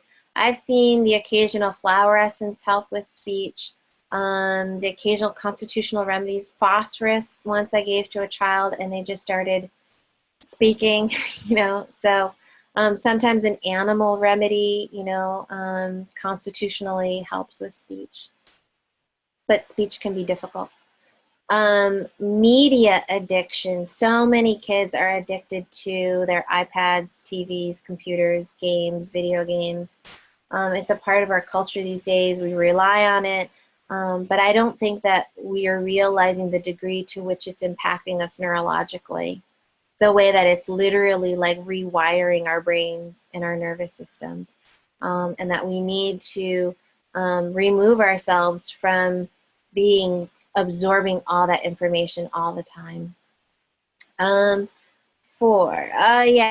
So there's often that kid that just, they themselves, the mom or the parent wants them to get better, but the kid themselves doesn't seem to have that real, it's almost like they've on a karmic level decided this is my lot and this is how I am, and they haven't, there isn't this strong desire in them to get better.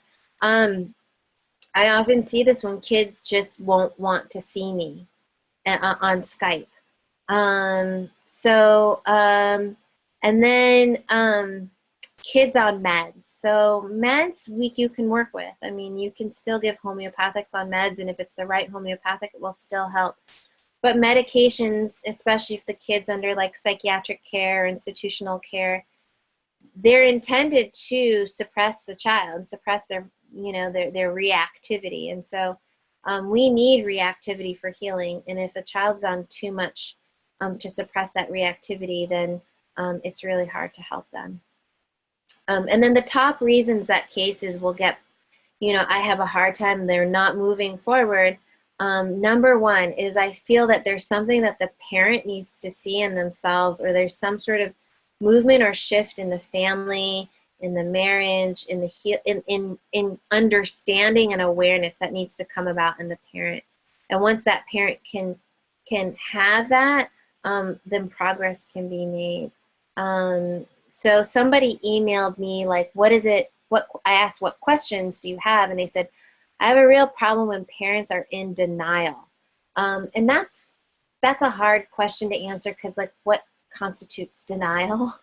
You know, is it denial that, you know, that that mainstream medicine is a problem, or is it denial that your life is a problem? But on some level, I think we all are in some form of denial, you know, and that's why homeopathy is so wonderful, because you don't need to convince somebody, you know, what the problem is. You just give the remedy. You can just quietly, if you feel like, okay, you know, there is emotional suppression here, I don't have to like point it out. I can give the remedy, and it will just bring that whatever truth in that to surface. So I wouldn't worry about it if parents are in denial, but you oftentimes need to give a remedy to the parents. Treating parents with remedies is really helpful.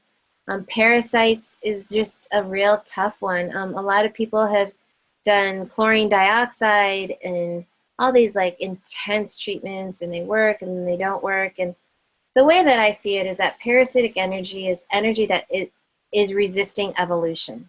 So a parasite is a living being that does not want to evolve to independence, does not want to evolve to I live on my own, and I can contribute to the world around me. It's like it's a taking kind of energy. So that can be a really challenging thing to treat. But you know, it can be recognized and treated, and you can kind of slowly move past those blocks. Environmental barriers, you know, people living in really toxic places is a real problem. And deeply genetically predisposed issues, not like MTHFR, which is like, you know, just, you know, sulfur detox issues, which a lot has been blamed on, but it's very common, but more like Down syndrome or thalassemia, or something that is really deeply genetically predisposed, type 1 diabetes. That can be a hard thing.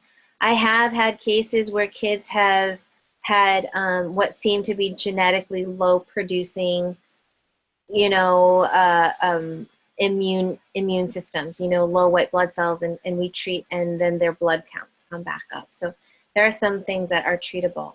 MTHFR, I treat with sulfur, you know, low potency sulfur, or some sort of formula that has sulfur in it to help with detox.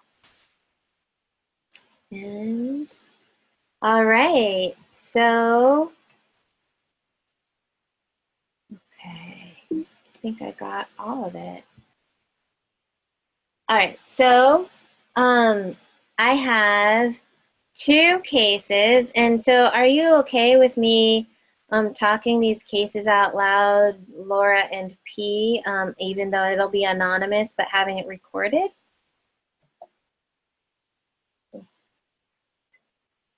Okay.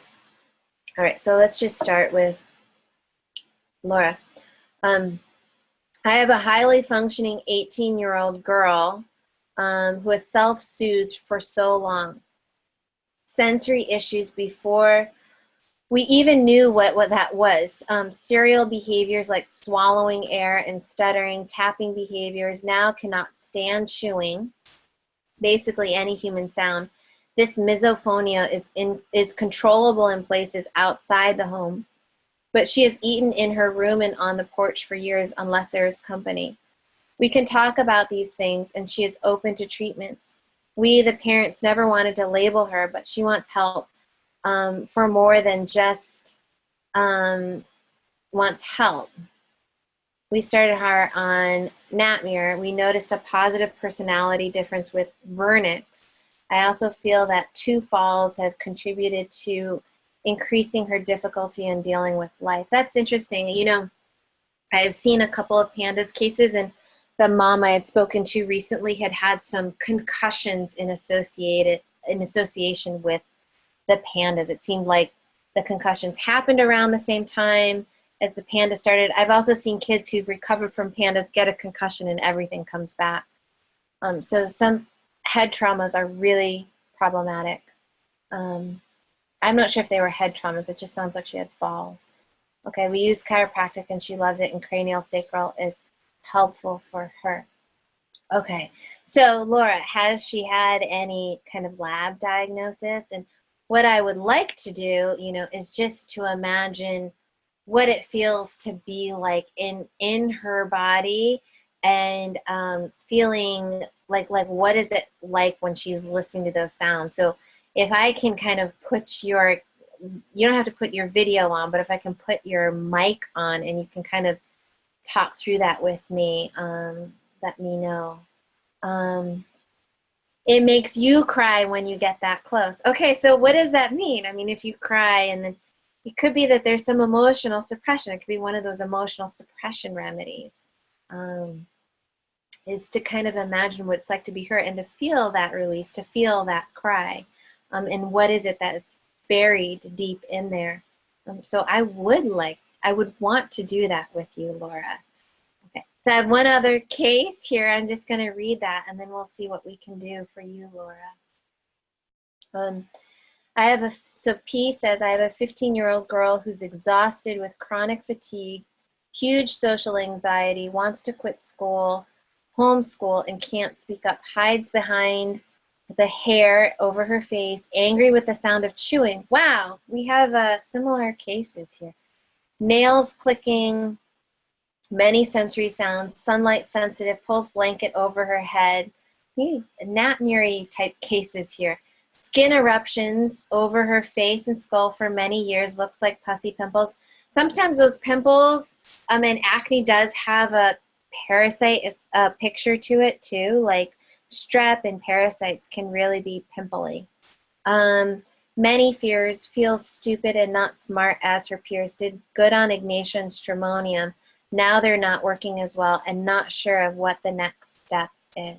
Okay, all right. All right, so I can either imagine what it's like to be either of your girls, or you guys can kind of speak up. But if I were to imagine, let's imagine, oh, I can, here.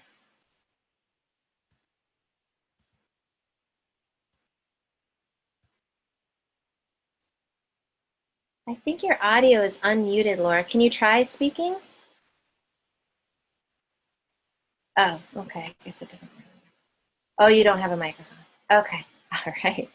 Well, this is what we're going to do is we'll type it out. So I'm going to imagine that, well, these are very similar girls, okay? So, but I'm going to start with Sarah. So I'm going to imagine that I'm Sarah, and I feel how she feels. You know, and I feel like I'm listening to people chewing, and it bugs me. It like annoys me. You know, and there's something that's, you know, in my sensory system that's just coming up as like, it's almost like nauseating to me. Like it makes me like feel grossed out. And I feel this like kind of need to recoil to get away from this noise. But it feels like there's like a discomfort also in her tummy. Does she have any GI stuff going on? Or like, does she have pickiness with diet, Laura?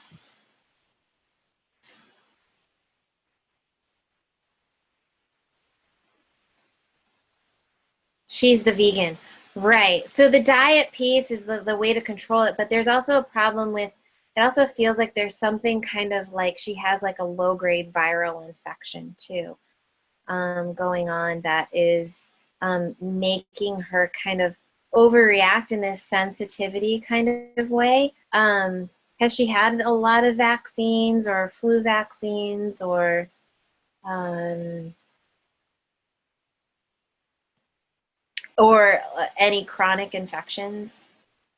She had all her vaccines till the 7th grade. Did that include flu vaccines too? No, no flu vaccines. Okay, so just something kind of in the gut. Okay. And I have this feeling about her too, for Sarah, that she just there's a lot of kind of pent up emotions in her chest. Emotionally, there are things that she wishes she could say, but she hasn't said. And if you're her mom, it sounds like when you come into that place, it makes you want to cry. So tell me more. Why do you feel like you want to cry when you connect to her on the emotional level?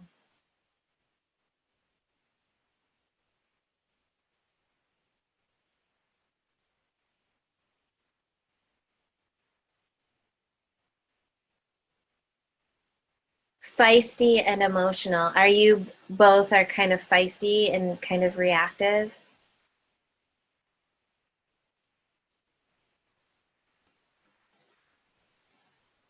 I would also wonder too about it sounds like you both have girls with acne is to looking into like some of the Lyme nosodes too. Like Borrelia could be helpful. Borrelia can have appetite issues, sound sensitivity, low grade, giving Borrelia 30C could be an interesting thing to try. Borrelia. It's Lyme. It's the nosode from Lyme disease. Borrelia 30C to try and clear some Lyme disease. Lyme disease has a lot of sound sensitivity associated with it too. And then it feels like a lot of like emotional release needs to happen. For Sarah, it feels like emotional release around issues. She does have issues with mom. And Natmir helps, but Natmir doesn't completely fit the bill. Um, I don't know. Is she kind of like really uh, I feel like she kind of might have a little bit of how's her metabolism? Is she skinny or is she kind of have like a low metabolism and overweight? I feel like she could need some support around her thyroid, and the remedy iodine could help. Always pretty thin. So Natmur is great, but look at Natrum iodatum, which is similar to Natmur. Natrum iodatum, Natrum, and then iodatum,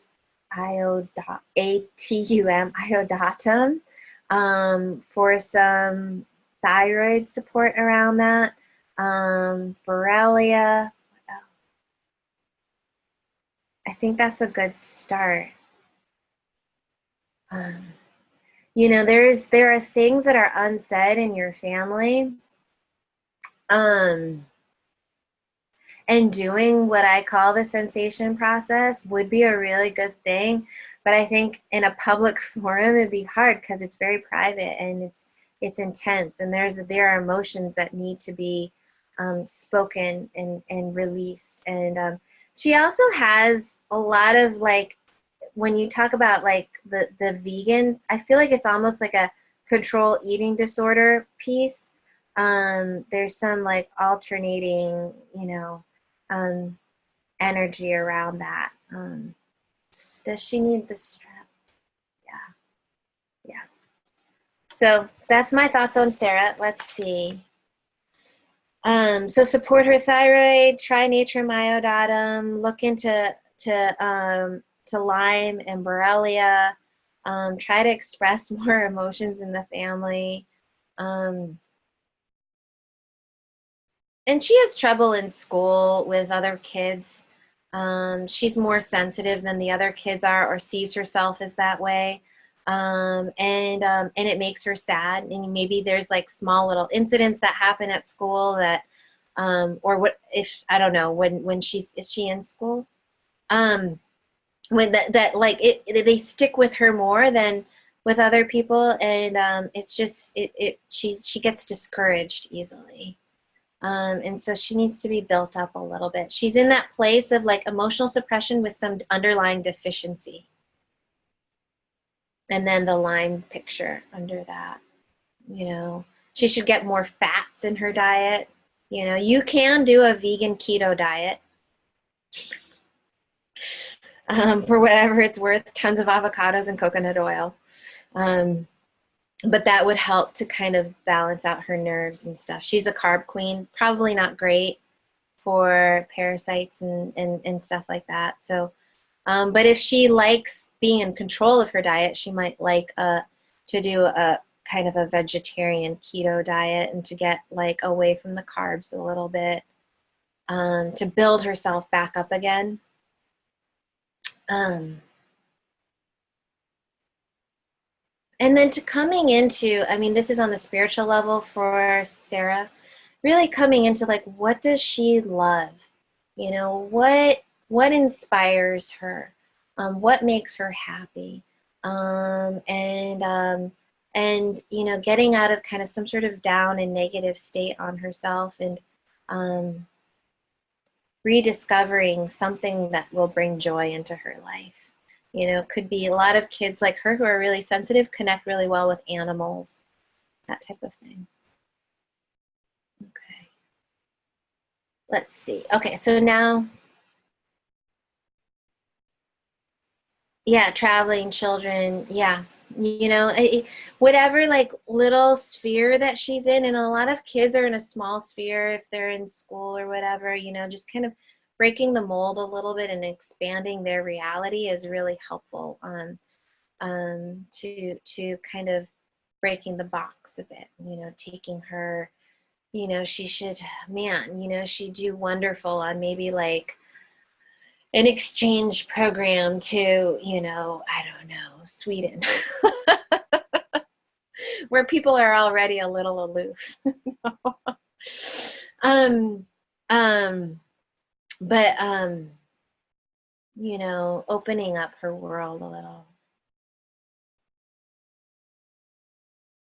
So, Iceland, yes, wonderful. Okay, so P, Pam. So you've got the 15-year-old girl who's exhausted, chronic fatigue, huge social anxiety, wants to quit school and homeschool. She can't speak up, hides behind hair over her face, angry with the sound of chewing, nails clicking, sensory sounds, sunlight sensitive, skin eruptions, now eruptions on arms and legs. So it's literally pus that you can like pop the pimple and the pus will come out.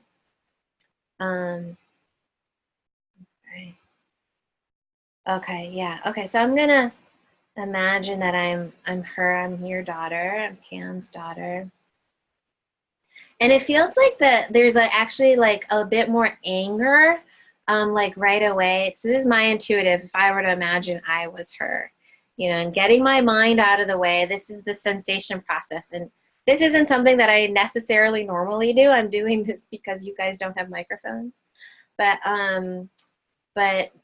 just a practice of my intuition and what I try to teach other people to do. So I imagine that I'm her. And I feel angry and also nauseated and just generally angry, but the anger and underneath it is sadness.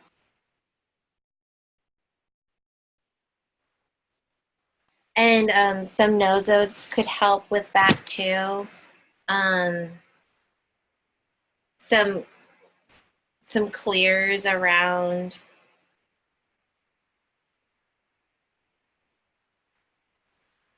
It's interesting. I'm getting some viral clears would be helpful, like vaccininum or variolinum.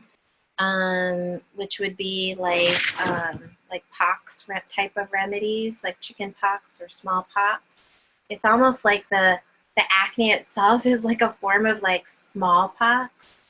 And there's a need to really push something out to the exterior, and this kind of anger and sadness.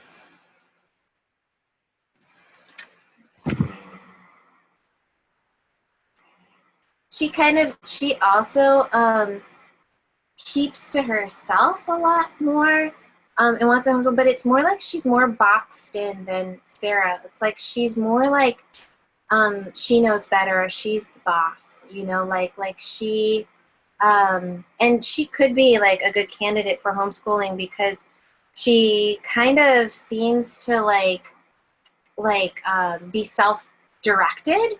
Like she could do well with being just self-directed and teaching her stuff things, and she just doesn't want to be compared to the other kids and having the teachers like judge her and stuff. Like it just doesn't, it's like she just doesn't even, she's just like not even there with that. She fits what I would call almost like the Lampanide remedy, which is like a unique group of remedies where they're kids who really tend to kind of do well autonomously. So maybe, I mean, maybe homeschooling wouldn't be a bad thing. But the anger is really strong, and the sensory stuff. Let's see, what else?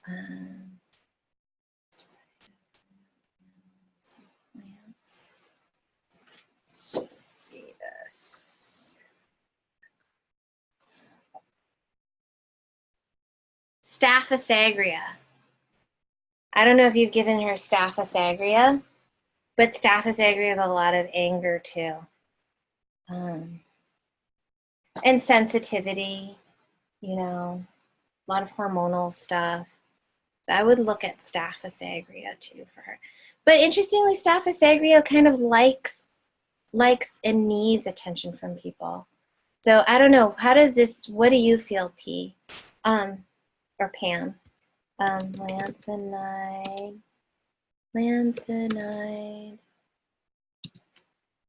Oopsie. Hold on. Staphysagria.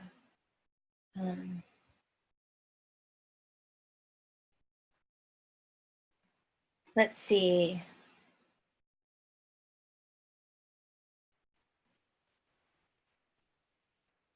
Yeah, she did good on Ignatia and Stramonium. Ignatia, Staphysagria is really good. I would trial Staphysagria.